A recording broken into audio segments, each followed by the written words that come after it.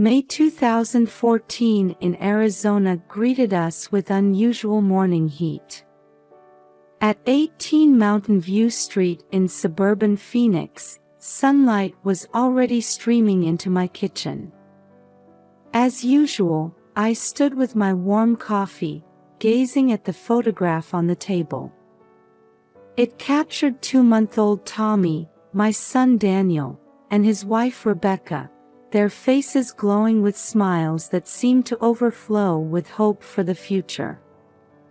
Since losing my husband George 3 years ago, this house had felt a bit empty. But now, thanks to my son's family and little Tommy, life was returning. My 38 years of teaching experience was proving unexpectedly valuable, especially the lessons learned from working with students with disabilities, which became a precious asset in supporting these new parents. Today was special, Tommy's regular checkup. I'd been carefully managing my retirement savings for medical expenses, but lately, I'd grown worried. More and more tests weren't covered by insurance. Morning, Mom. Up early as usual. Turning to the voice behind me, I saw Daniel standing there. As the founding CTO of Phoenix Tech Solutions, a rising IT startup in Phoenix, he cut a sharp figure in his perfectly pressed navy suit, latest iPhone in hand. The slight wrinkles on his forehead seemed to tell of recent work pressures. I'd heard rumors that the company wasn't doing well. But my son kept up his brave face, typical of his perfectionist nature that feared admitting failure. Is Tommy still sleeping? No, Rebecca's dressing him. Seems she's taking her time choosing the perfect outfit for today's Instagram post. I couldn't help but sigh at those words. Rebecca, raised in wealth, couldn't lower her living standards even after marriage. Dreaming of becoming a mommy influencer, her follower count was steadily growing, along with the expenses of keeping up appearances. We're ready. Tommy looks absolutely angelic today. Rebecca descended the stairs, every inch the perfect celebrity mom in her Ralph Lauren dress, Hermes scarf, and Jimmy Choo flats. Tommy was dressed in a pale blue baby Dior romper. He looks adorable, I said, though my eyes were drawn to where the price tags had been removed.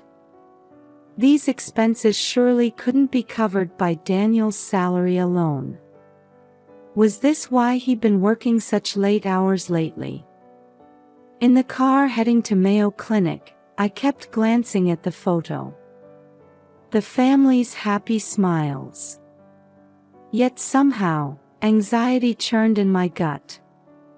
I couldn't shake what I'd heard from Daniel's former colleague last week, rumors about a major bug in Phoenix Tech Solutions' flagship product, with key clients canceling contracts left and right. At the hospital, the pediatric floor was already bustling with parents and children. After checking in, I was preparing Tommy's milk in the waiting room when he suddenly started crying differently than usual. In that moment, a flash of worry shot through my heart. Entering Dr. Thompson's examination room, the atmosphere felt heavier than ever. The veteran pediatrician's expression was more serious than I'd ever seen. "Mrs. Wilson, we need to talk." Those words began an explanation of test results that would change our world forever. Severe audiovisual impairment. Due to congenital CMV infection, Tommy has serious disabilities affecting both his hearing and vision. The doctor's words echoed like distant thunder. Over $150,000 in annual treatment costs. Experimental treatments not covered by insurance. 24-hour care. Each word sank like lead into our hearts. This treatment is experimental, but if we start early, there's potential for improvement. However, as Dr. Thompson continued, I watched the color drain from Daniel's face. Rebecca clutched her smartphone with trembling hands, staring at the screen. And I held Tommy's tiny hand, repeating, "We'll manage somehow," like a mantra. From that day, visible changes began in our family. First, Rebecca's social media updates suddenly stopped. The daily parenting diary and family photos that she had religiously posted vanished. Daniel's return time grew later each day, sometimes stretching to 2 or 3 a.m. I couldn't even find words to speak to my son when he came home looking utterly exhausted. Conversations between the couple dwindled, and Tommy's care gradually fell to me. Hospital bills piled up, and past due notices started arriving. The family atmosphere deteriorated rapidly, with the once bright laughter now existing only in memory. Then, one rainy night, I accidentally discovered documents in Daniel's home office. Internal documents showing the company's management crisis, high-interest personal loan certificates, and overdue medical bill notices. Everything seemed ready to collapse like a house of cards.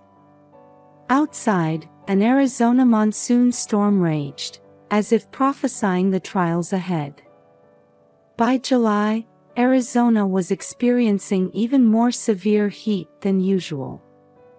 Daytime temperatures frequently exceeded 115 degrees, with mirages rising from the asphalt. In our living room, Tommy napped on a special cooling mat. Over the past 2 weeks, the couple's situation had worsened.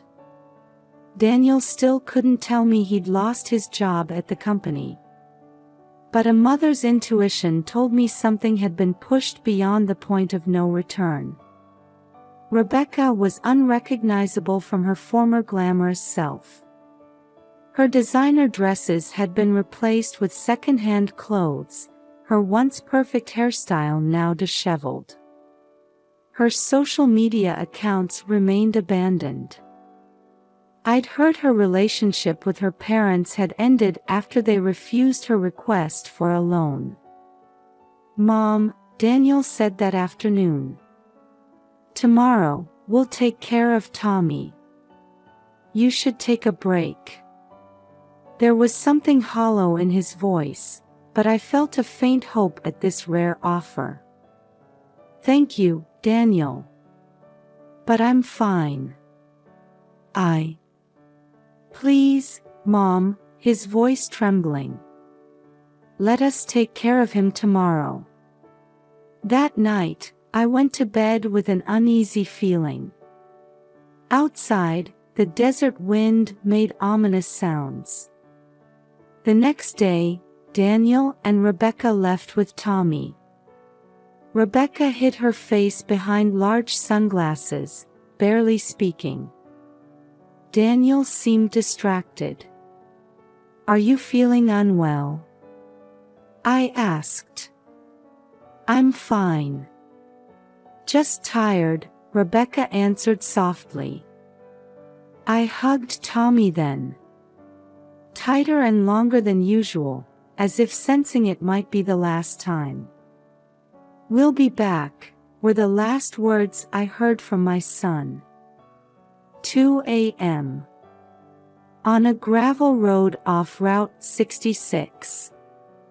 An SUV stopped in the desolate desert, illuminated only by moonlight. In this barren land dotted with cacti and rocks, even in summer, the night desert was cold, with wind whipping up sand. "Is this really our only option?" Rebecca's trembling voice echoed in the car. "We have no choice."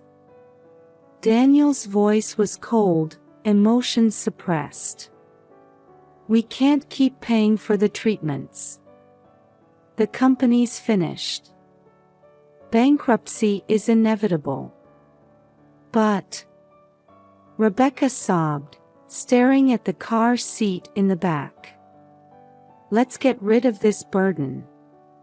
Daniel's words disappeared into the night wind.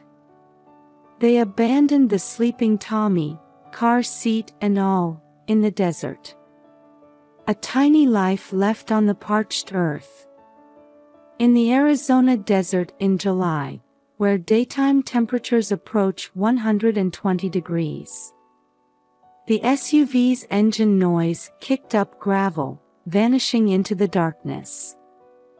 All that remained was the cry of a baby who had awakened, gradually swallowed by the vast silence of the desert.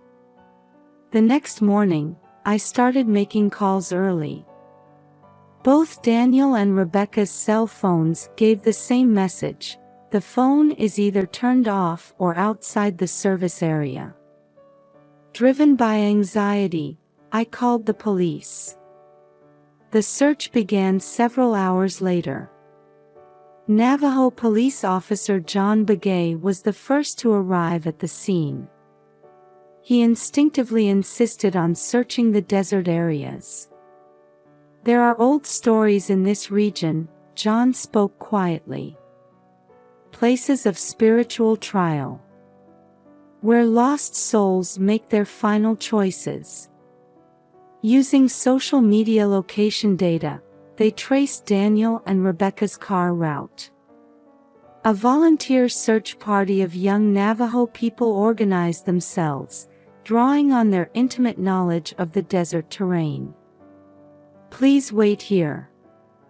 We will find Tommy. The search continued under the scorching sun. It was a race against time. Everyone carried the same worry: how long could an infant survive in the July Arizona desert?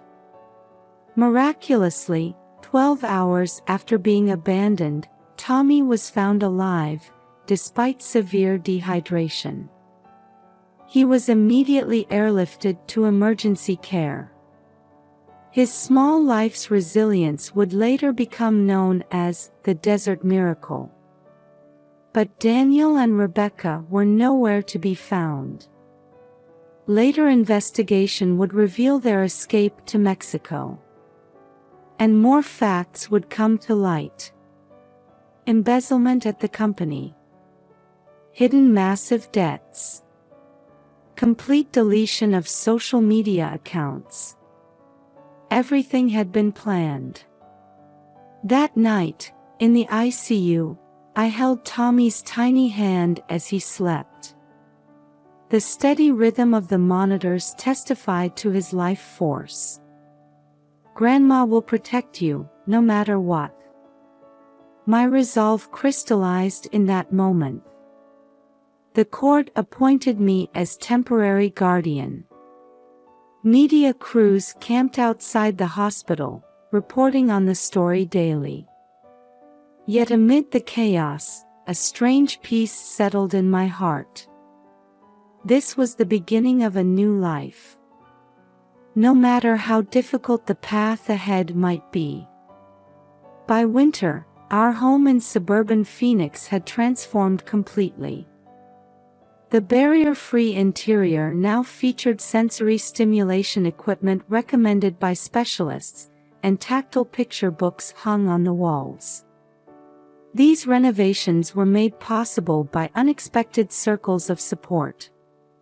5 months after the incident, the Navajo community that had found Tommy in the desert continued to support us. Officer John Begay, in particular, visited every weekend to perform traditional healing ceremonies. This child has a special soul, John would say as ceremonial smoke rose. Those who survive the desert's trial are given the power of creation. This is our ancient teaching. Those words would eventually prove true.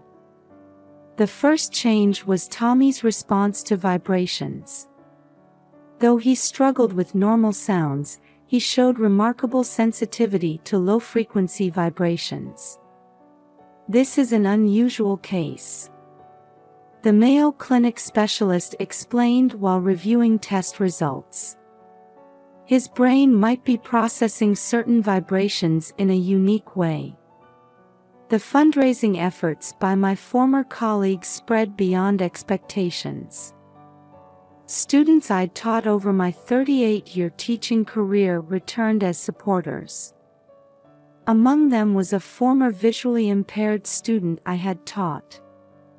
Mrs. Wilson's teaching was special. He said, signing along with his words. Now it's our turn to give back. Support circles on social media grew rapidly. Ironically, the social media influence Rebecca had once sought was now realized in the form of support for Tommy. We also began collaborating with Desert Bloom, a local support group for children with disabilities. They provided cutting-edge assistance technology and experienced therapists. I returned to teaching part-time at a special needs school. This wasn't just for income, it was also to gain new knowledge for Tommy's sake. Learning sign language and communication methods became our daily routine. Though some days brought tears of frustration, Tommy's small progress always renewed my hope. Then, around his second birthday, an unexpected talent began to emerge. It happened on a rainy day. Tommy started swaying to the rhythm of raindrops hitting the window. He was responding with his whole body to sounds he shouldn't normally be able to hear. This might be musical talent. Music therapist Sarah Martinez pointed out.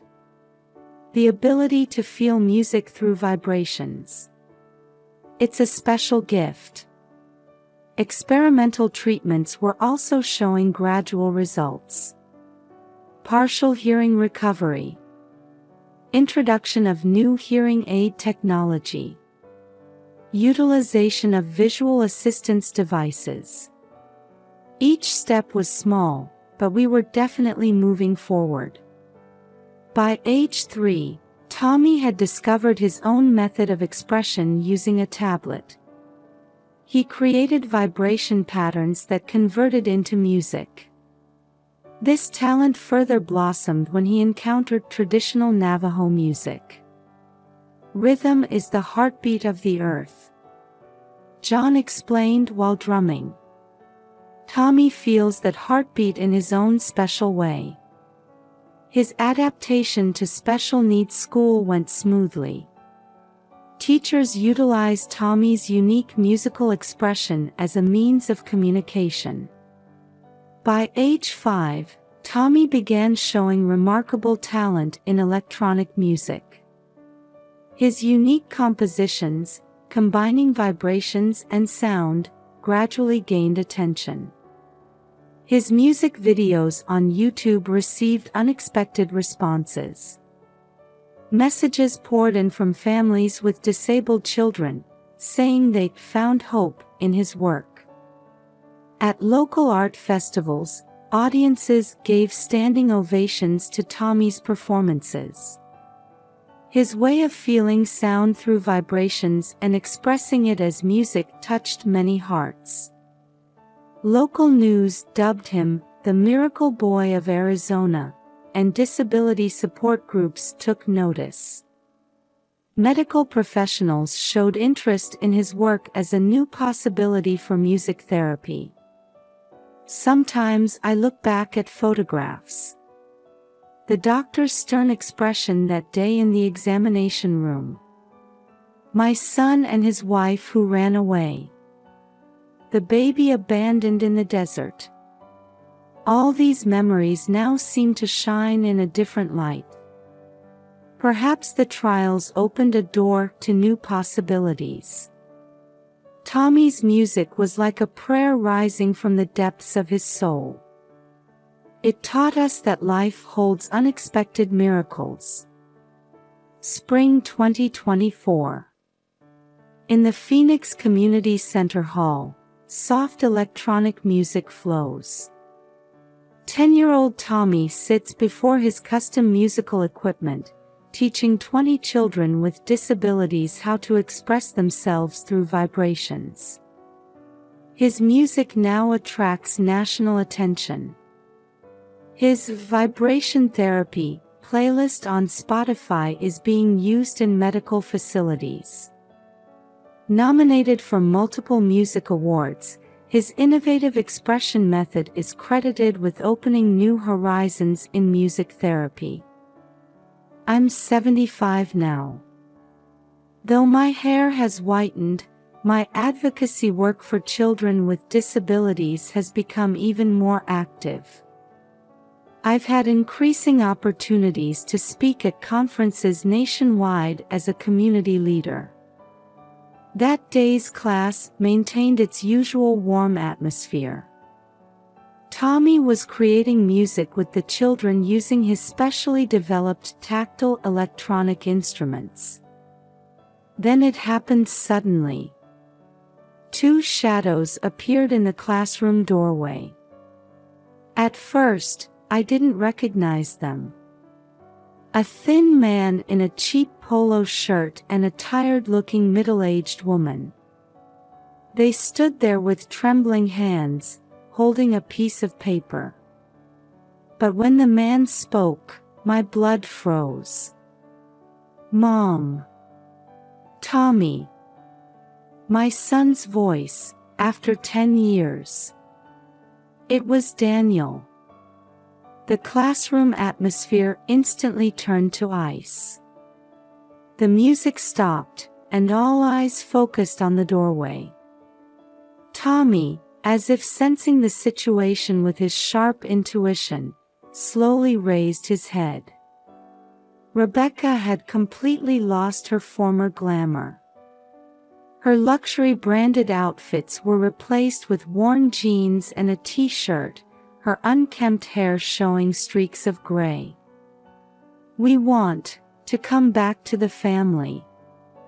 Daniel's voice trembled. In his hands was a letter that read, "Please forgive us," the ink smeared with tears. The truth gradually emerged. 10 years in Mexico. Failed businesses. Heavy debts. And poverty. They had returned after learning of Tommy's musical success in the news, harboring financial expectations. Rebecca confessed to receiving rehabilitation for social media addiction. Her obsession with projecting a perfect family image had driven her to the edge. And then came the most crucial moment. Tommy's response. When he saw his parents, he stood still for a moment. Then, slowly, he began to sign. "Why did you come back?" I voiced his signs, but Tommy didn't wait for an answer. He returned to his instruments. And then he began to play. It was music unlike anything anyone had ever heard. Starting with low vibrations like desert winds, building into a whirlwind of sound. Deep sadness, anger, and something else. Not forgiveness, but not hatred either. Complex emotions filled the room through his music. By the time the performance ended, everyone in the room was in tears. The Wilsons, the children and their families, and me. Tommy signed again. "I already have a family. But I would like to hear your music too." These words seemed both like absolution across 10 years and the beginning of a new trial. However, the events of that day were far from over. Daniel and Rebecca's sudden reappearance would trigger new legal issues. The battle between their claim for parental rights and our protection of Tommy's best interests was just beginning. As we left the classroom, I held Tommy's hand. His palms seemed to still hold the vibrations from his instruments. It felt like the pulse of a new chapter beginning. In the Arizona State Courthouse, amid the hum of air conditioning, the custody hearing for Tommy continued. The Wilsons argued about their 10 years of life in Mexico and efforts at rehabilitation. Their lawyer repeatedly claimed biological parents have the right to raise their child. But their argument had a fatal flaw. Defendant Daniel Wilson, what were you thinking when you abandoned Tommy in the desert?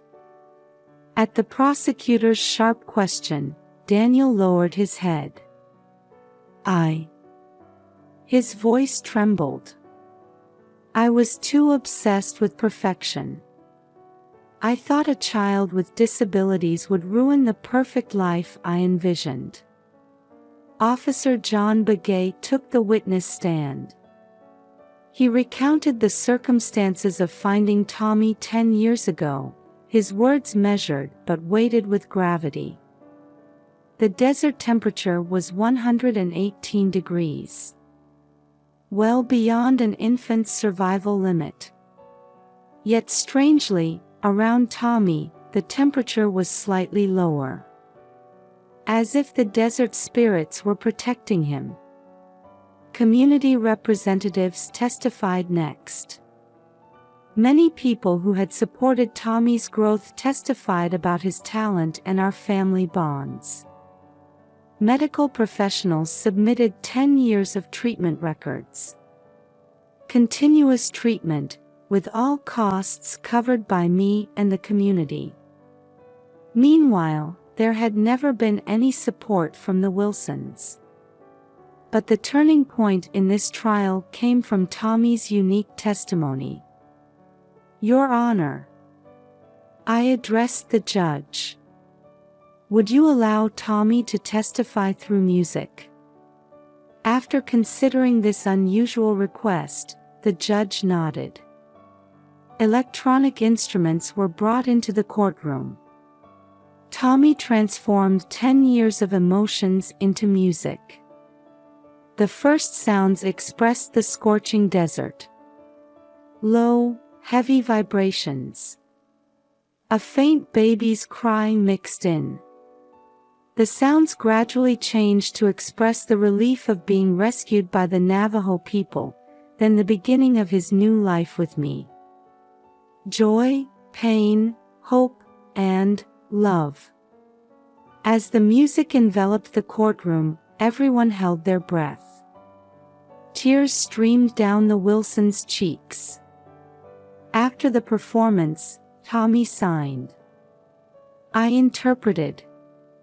I love my current family. But I want to know about you too. At that moment, the Wilsons stood up. We withdraw. Daniel's voice echoed in the courtroom. We withdraw our custody claim. Rebecca stood too, continuing with a trembling voice. We were wrong. We won't destroy Tommy's life again.